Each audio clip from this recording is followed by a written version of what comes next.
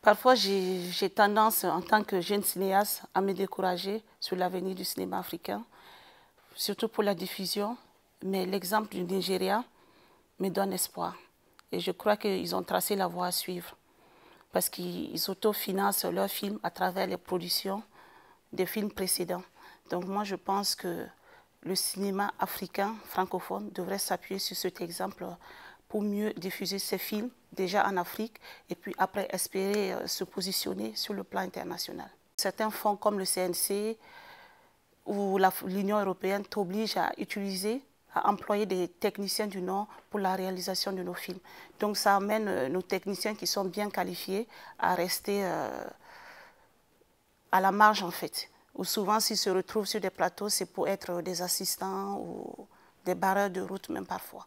Donc moi je trouve que c'est dommage que le fait de nous donner de l'argent nous amène à employer leur technique. Donc c'est comme s'ils nous donnaient l'argent qu'ils le reprenaient par l'autre main en fait.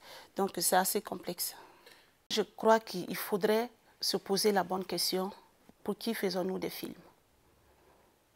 Parce que moi, vivant ici aujourd'hui, en France, les peu de films qui arrivent à sortir en salle n'attirent pas beaucoup de cinéphiles français. Et ces films aussi n'arrivent pas à avoir de l'engouement en Afrique.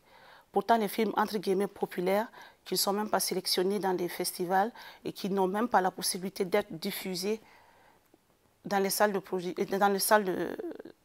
en France, sont ceux-là qui sont plutôt vus en Afrique et qui ont du succès.